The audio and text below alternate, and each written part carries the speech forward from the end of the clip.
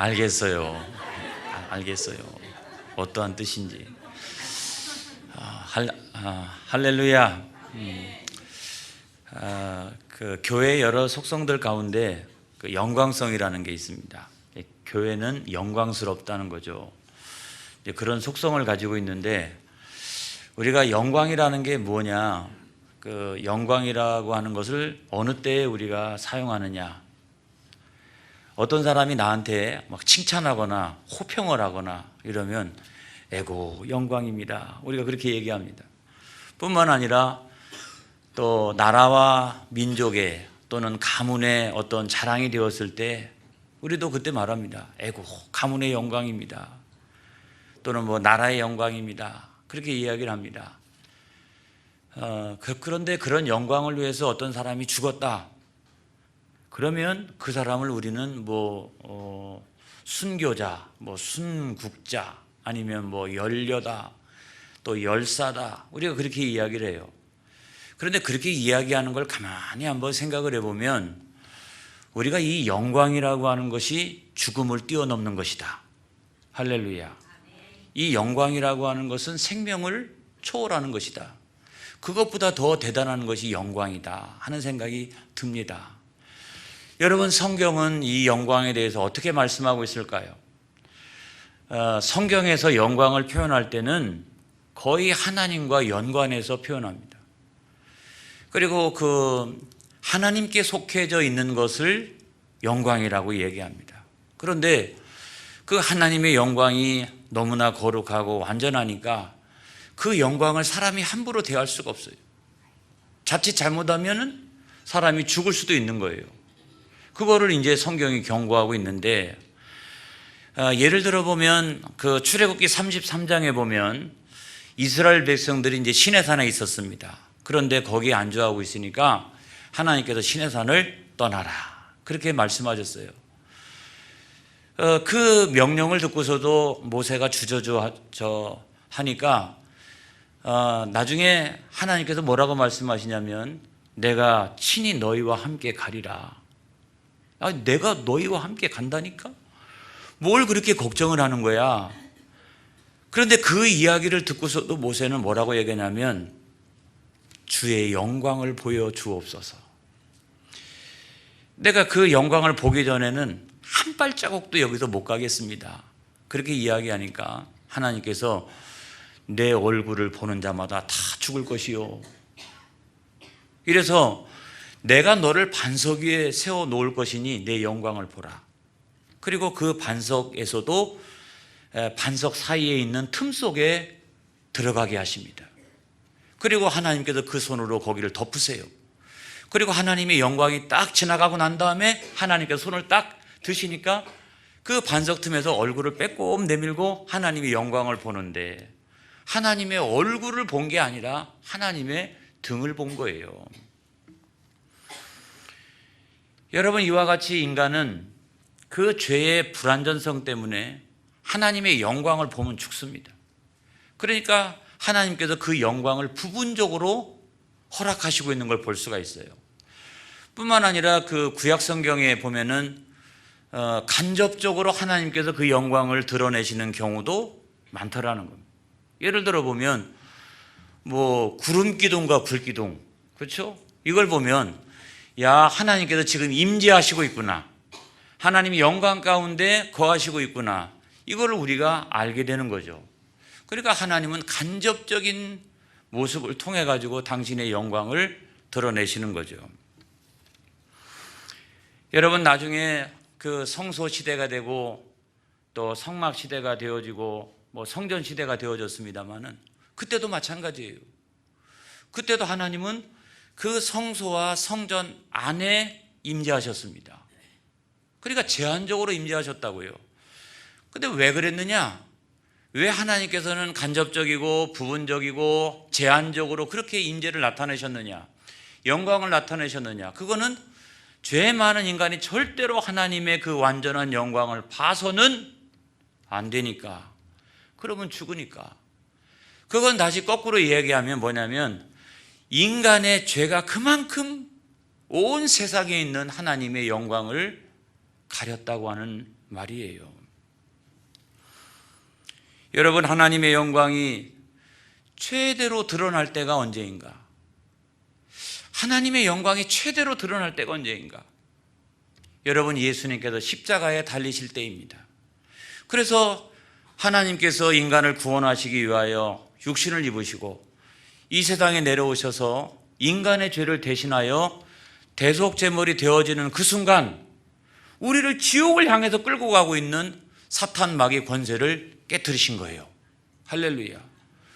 그래서 여러분, 오늘날 그 은혜가 너무 감사해가지고 그때부터 시작해가지고 전 세계 교회가 오늘날까지도 그 은혜에 감사해서 하늘에 계신 하나님 앞에 영광을 올려드리는 줄로 믿습니다.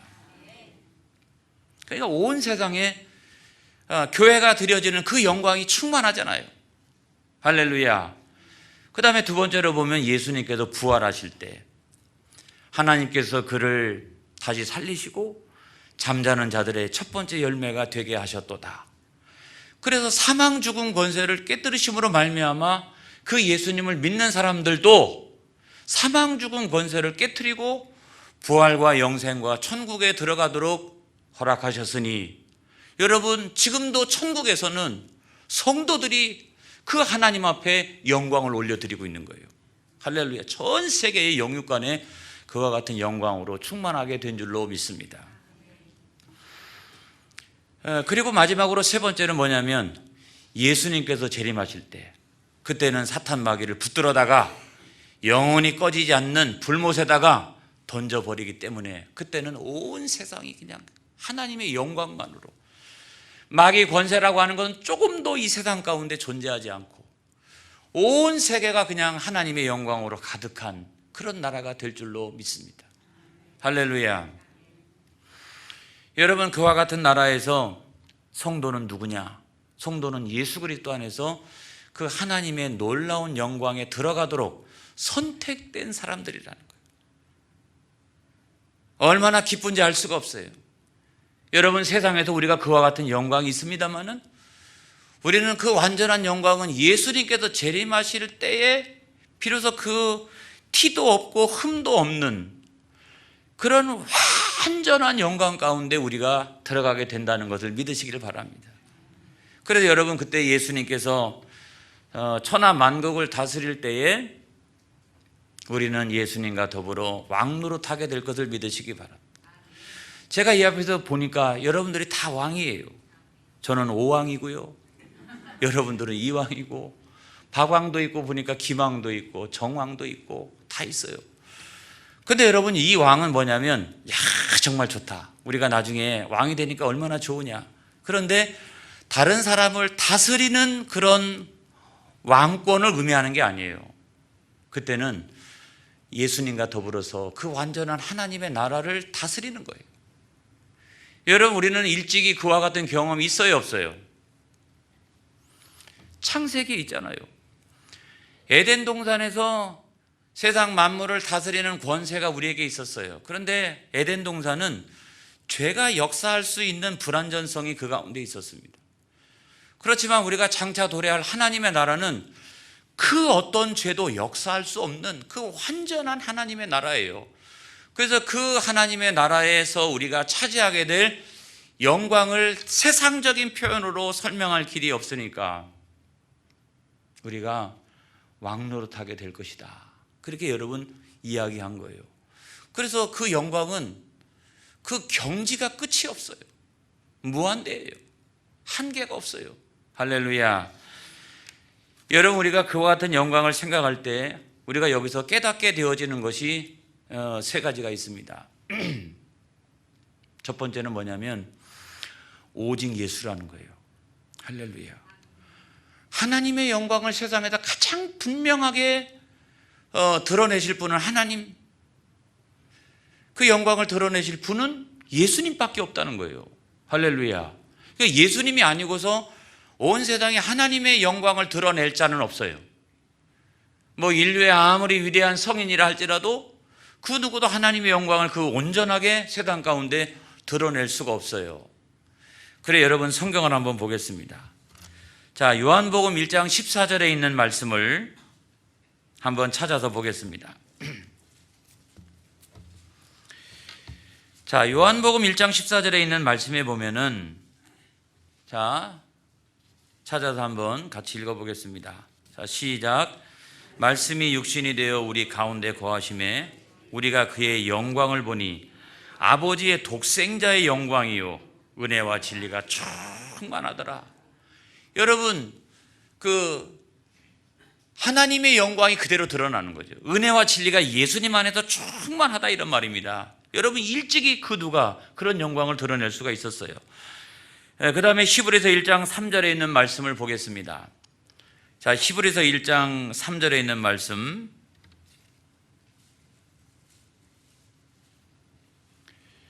히브리서 1장 3절에 있는 말씀, 자, 여러분들이 찾아서 같이 한번 보겠습니다. 자, 예수님의 영광만이 왜 우리에게 중요한가? 자, 시작. 이는 하나님의 영광의 광채시요 그의 본체의 형상이라. 그의 능력의 말씀으로 만물을 붙드시며 죄를 정결하게 하는 일을 하시고 높은 곳에 계신 지극히 크신 이의 우편에 앉으셨느니라. 할렐루야. 그래서 예수님만이 그 온전한 하나님의 영광을 세상 가운데 드러낸다는 겁니다. 그 다음에 두 번째로 보면, 그렇기 때문에 그 예수 그리스도를 믿으면 예수 그리스도 안에 있는 하나님의 영광이 교회 안에 충만케 되어지는 것입니다, 여러분. 할렐루야. 이게 굉장히 중요한 거예요. 그래서 요한복음 1장 12절의 말씀도 우리 다 같이 한번 읽어보겠습니다. 요한복음 1장 12절에 있는 말씀인데, 그 예수 그리스도 안에 있는 하나님의 영광이 그를 믿는 교회 안에 충만케 되어진다라고 하는 말씀이에요. 다 같이 한번 읽어보겠습니다. 시작. 영접하는 자 곧 그 이름을 믿는 자들에게는 하나님의 자녀가 되는 권세를 주셨으니. 할렐루야. 영접하는 자 곧 그 이름을 믿는 자들은 누구냐면 교회잖아요. 그렇잖아요. 그런 사람들이 모여져 있는 곳이 교회잖아요. 그런데 교회에는 하나님의 자녀가 되는 권세를 주셨으니, 다시 말하면 그 영광이 그 교회 안에 여러분 있다는 거예요. 그 다음에 우리가 두 번째로 누가복음 2장 14절에 있는 성경의 말씀에 보면 예수님께서 베들레헴에서 태어나시는 그 장면이 나오는데, 거기서 천군 천사들이 이렇게 찬양하는 장면이 나옵니다. 천군 천사들이 뭐라고 그럽니까? 누가복음 2장 14절 시작. 지극히 높은 곳에서는 하나님께 영광이요 땅에서는 하나님이 기뻐하시는 사람들 중에 평화로다. 여러분, 마땅히 저 위에서는 하나님께 영광이죠. 그런데 땅에서는 하나님이 기뻐하시는 사람들 중에, 이건 누구를 말합니까? 이건 교회죠, 여러분. 교회. 그 교회에 뭐가 임한다? 평화로다. 다시 말하면 영광으로 가득 찬다는 거예요. 할렐루야. 여러분, 우리는 부끄러운 존재였습니다. 그런데 예수님 때문에 우리는 영광스러운 존재가 된 줄로 믿습니다. 여러분, 교회도 그래서 영광스러운 존재가 되어진 거예요. 교회가 해야 될 가장 중요한 일은 그 예수님, 그 독생하신 예수님을 우리 가운데 보내주신 하나님의 영광을 높여드리는 일입니다. 우리가 세상에서 그 어떤 사람도 하나님의 영광을 차지해서는 안 됩니다. 목사도 하나님의 영광을 차지해서는 안 됩니다, 여러분. 교회 안에서 아무리 헌신하고 충성하고 노력을 해도 그렇다고 해서 그것 때문에 하나님의 영광을 가려서는 안 됩니다. 하나님의 영광을 차지할 수도 없습니다. 왜냐하면 교회의 주인은 누구다? 예수님이시다. 할렐루야. 그래서 우리는 누구다? 마땅히 그 영광을 돌려야 될 교회의 일꾼이다. 여러분, 제가 제일 좋아하는 찬양 가운데 하나가 320장입니다, 여러분. 320장을 여러분 한번 우리가 찾아서 보면, 찬송가 320장을 보면 1절에 보면 여기에 놀라운 그 구원론이 있어요. 영광론이 있어요. 자, 1절의 말씀에 보니까 나의 죄를 정케하사 주의 일꾼 삼으신, 그러니까 주님이 나를 정케하셔서 주님이 뭘로 삼았어요? 일꾼으로 삼은 거죠. 우리는 일꾼입니다. 주인이 아닙니다. 구세주의 넓은 사랑 항상 찬송합니다. 그리고 우리가 마땅히 해야 될 일은 하나님 앞에 찬송과 영광을 돌리는 일이죠. 뿐만 아니라 나를 일꾼 삼으신 주님은 나에게 무엇도 주세요? 능력도 주세요. 그래서 우리가 해야 할 일은 뭡니까? 언제든지 주 뜻대로 나를 사용하여 주옵소서. 할렐루야. 여러분, 이것이 뭐냐면 하나님의 영광을 소유한 사람들이 이 세상에서 살아나가야 될 가장 기본적인 신앙적인 태도예요. 여러분, 제가 논산에서 논산교회를 다녔습니다. 지금은 교회 이름이 달라졌는데 저는 그 중학교 1학년 때부터 교회를 다녔어요. 마을에 있는 순복음교회는 맨날 666 얘기만 해가지고 하도 무서워서 마을에 있는 순복음교회는 제가 못 다니고, 맨날 우리한테 막 영상을 보여줬는데 막 귀신이 막 날아다니고 막 이런 것만 보여주니까 밤에 꿈속에 나타나가지고 제가 한동안 교회를 못 다녔어요. 거기는 부흥회만 하면 아무튼 뭐 그런 목사님들만 와가지고 맨날 하는 얘기가 그런 얘기예요. 그래서 못 다니다가 나중에 중학교 1학년 때 제 친구가 전도해가지고 논산 시내에 있는 논산교회를 제가 다니기 시작을 했는데, 여러분, 중학생하고 그 국민학생, 지금의 초등학생이죠, 근본적으로 격이 다릅니다. 오늘날에는 그게 그거 같아요. 그런데 옛날에는 뭐가 근본적으로 차이가 나느냐? 운동화가 틀리잖아요. 고무신을 신고 다니다가 중학생이 되면 검정 고무신 신어야 되고, 그리고 교복을 딱 입잖아요. 교복을 여기다가 중1 딱 교모 쓰고 까까머리, 이렇게 완전히 까까머리였어요, 우리 때는. 이래가지고 다니니까 초등학생하고 중딩은 근본적으로 여러분 격이 달라요. 근본적으로 같이 놀면 안 돼요, 여러분. 근데 아무튼 그때 제가 이게 중학교 1학년 때 딱 가니까 저한테 중학생이라고 너 교사하면 좋겠다는 거예요. 저는 기도할 줄도 모르고, 저는 성경에 대해서 알지도 못하고, 구원에 대한 확신도 아무것도 없고, 그냥 친구 따라서 교회 갔는데 가자마자 제가 했던 것이 뭐냐면, 주일학교, 지금으로 치면 유치부에 어린이들 화장실 담당 보조교사 했어요. 그래서 예배드리다가 쉬가 마렵다라고 그러면 저를 시키면 제가 조용히 해 그래가지고 데리고 나가가지고 쉬를 놓이고 그 다음에 데리고 오고 하는 것이 저의 역할이었어요. 제가 뭐 성경에 대해서 아는 게 뭐가 있나요? 기도할 줄도 모르는데요. 아무것도 몰랐어요. 근데 이제 그 역할을 하는 것뿐만 아니라 저한테 성가대를 하래요. 세상에, 중학생이라고. 그래서 성가대를 해가지고 저는 그때 처음으로 노래에 엘토, 소프라노, 테너, 베이스, 이런 것이 있다라고 하는 거 그때 처음 알았어요. 그래서 저한테 베이스를 하라는 거예요. 그래서 지금도 여러분, 그때 얼마나 철저하게 토요일마다 모여가지고 연습하고, 주일날 아침에 우리는 꼭두 새벽에 나와가지고 우리는 연습을 했기 때문에 지금도 그 베이스 음이 지금도 제가 기억이 나요. 그 베이스 음이 이럴 정도인데, 제가 그와 같이 아무튼 뭐 교회를 다니는데 아무것도 모르고 다니는데 이상하게 제 마음속에는 여기가 아버지 집과 같아요. 너무 좋은 거야. 아무튼 그런 마음이 제 마음속에 있었어요. 그래서 열심히 교회를 다니는데 그 가운데 권사님 한 분이 저를 유독 지켜보시는 분이 있으셨어요. 그분이 저를 만날 때마다 그렇게 얘기합니다. 내가 너를 위해서 기도하고 있어. 내가 너를 위해서 기도하고 있어.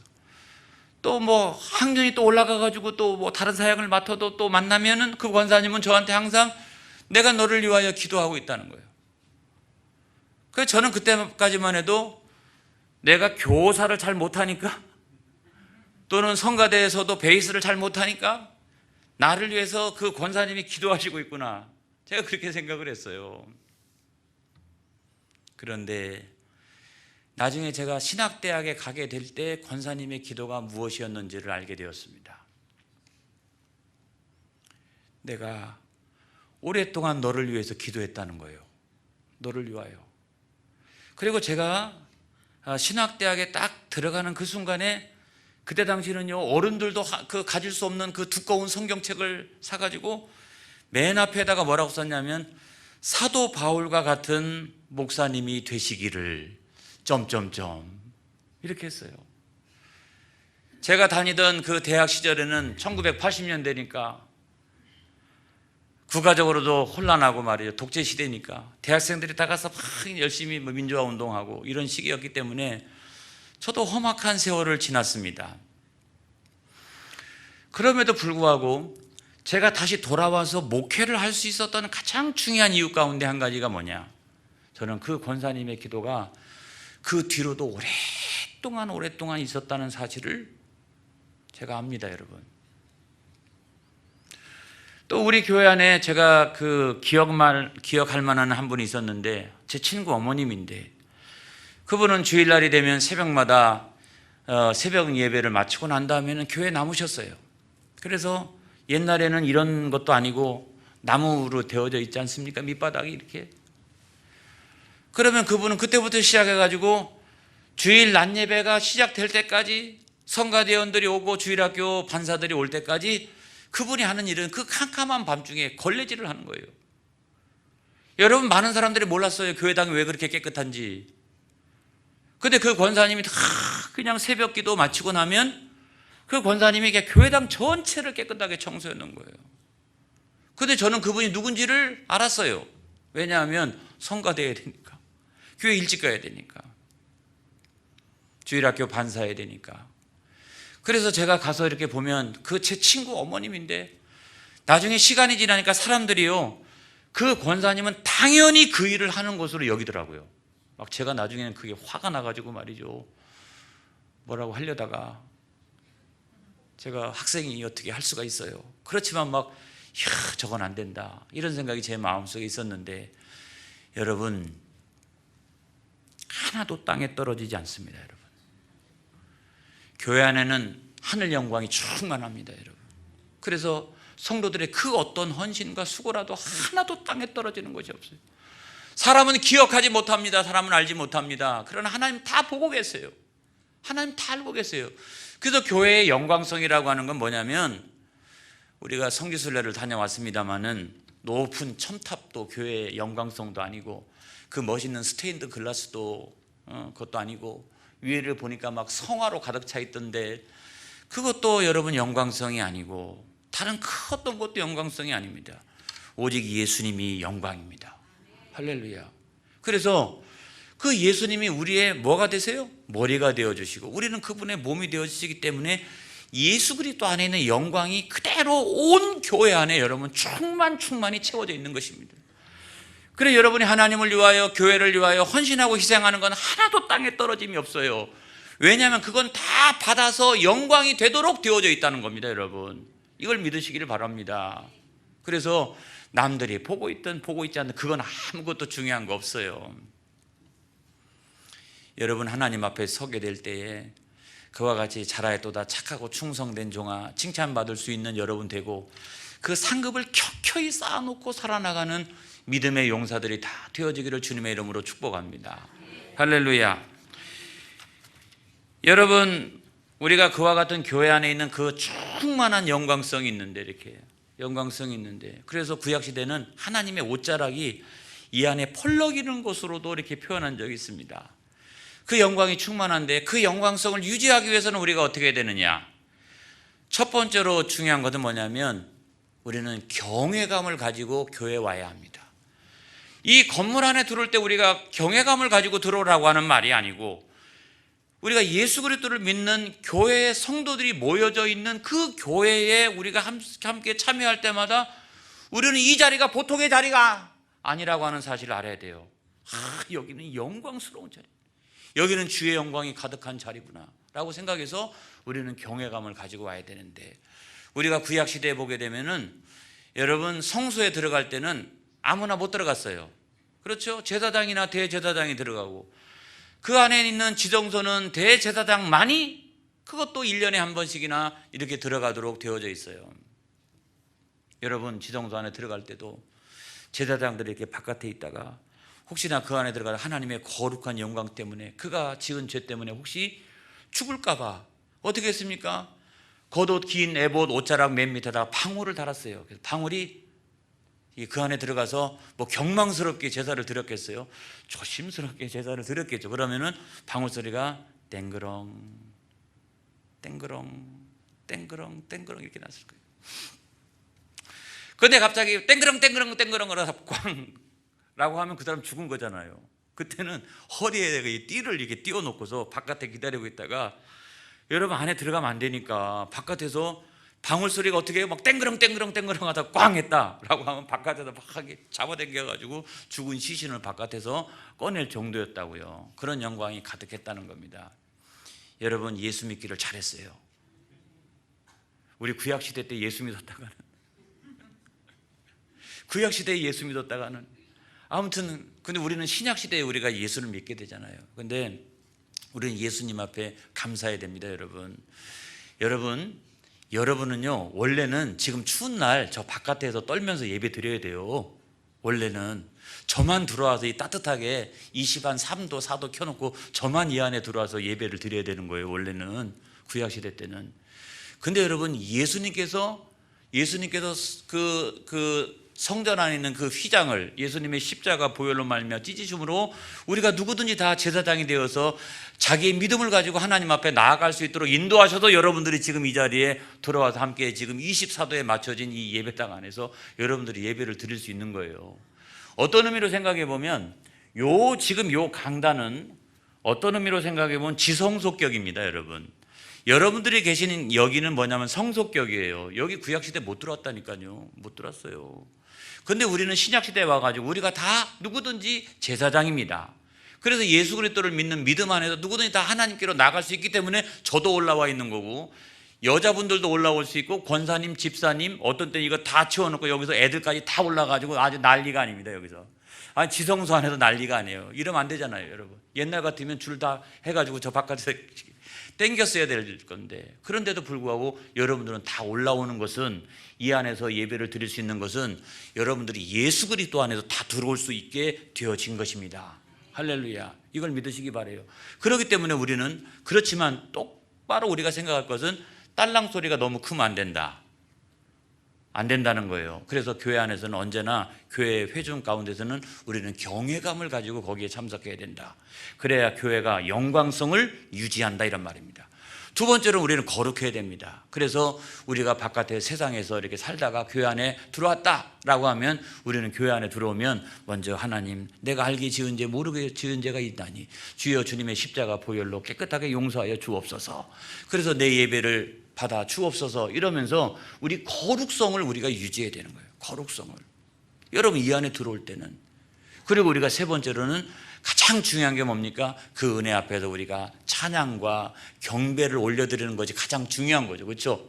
찬양과 경배를 올려드리는 것이 가장 중요한데, 하나님 그걸 받으시고 주의 종을 통해서 말씀을 선포하시며, 할렐루야, 은혜를 우리 가운데 주시는 거예요. 그래서 그 은혜를 받아서 우리는 세상에 나간다면, 교회가 가지고 있는 그 거룩한 영광성을 가지고 우리는 세상을 향해서 나가게 되는 줄로 믿습니다.